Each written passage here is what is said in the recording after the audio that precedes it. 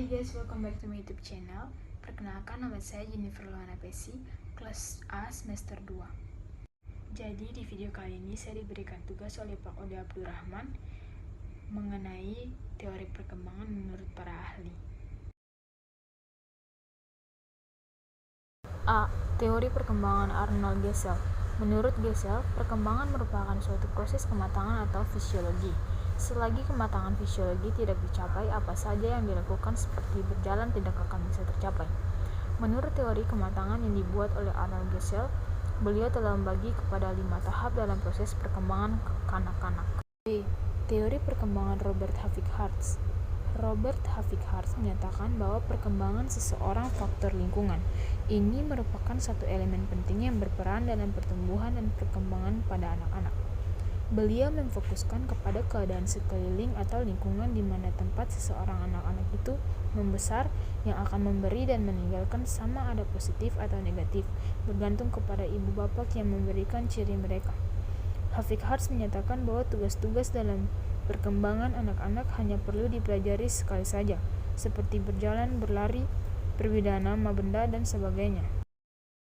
C. Teori kognitif Jean Piaget.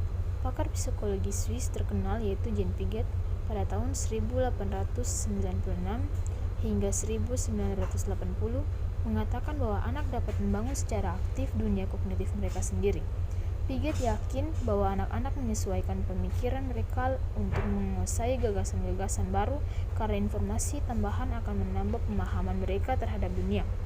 Dalam pandangan Piaget terdapat dua proses yang mendasari perkembangan dunia individu, yaitu perorganisasian dan penyesuaian. Penyesuaian kemampuan untuk sedikit mengubah konsep disebut akomodasi. Piaget mengatakan bahwa kita melampaui perkembangan melalui 4 tahap dalam memahami dunia. Masing-masing tahap terkait dengan usia dan terdiri dari cara berpikir yang berbeda. Teori perkembangan psikoseksual Sigmund Freud. Teori perkembangan psikoseksual Sigmund Freud adalah anak di mana mencari kesenangan energi untuk menjadi fokus pada area sensitif seksual tertentu. Energi psikoseksual atau libido digambarkan sebagai kekuatan pendorong di belakang perilaku. Menurut Sigmund Freud, kepribadian sebagian besar dibentuk oleh usia 5 tahun. Jika tahap-tahap psikoseksual selesai dan dengan sukses, hasilnya adalah kepribadian yang baik.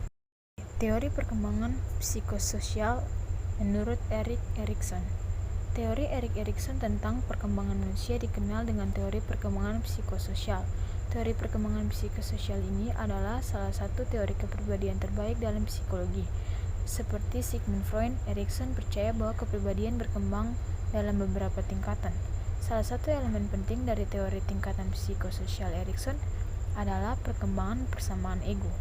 Erikson memaparkan teorinya melalui konsep polaritas yang bertingkat atau bertahapan. Ada 8 tingkatan perkembangan yang akan dilalui oleh manusia. Menariknya bahwa tingkatan ini bukanlah sebuah gradualitas. Teori perkembangan menurut Werner Sombart. Secara umum, konsep perkembangan dikemukakan oleh Werner pada tahun 1957 bahwa perkembangan berjalan dengan prinsip ortogenetis.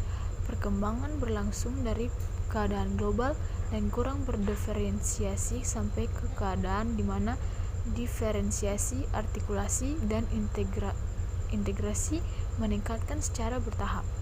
Proses diferensiasi diartikan sebagai prinsip totalitas pada diri anak.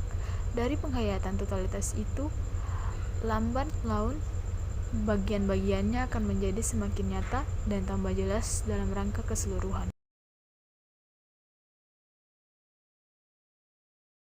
Pendapat saya terkait perkuliahan daring atau sistem online, saya menanggapinya dengan biasa saja.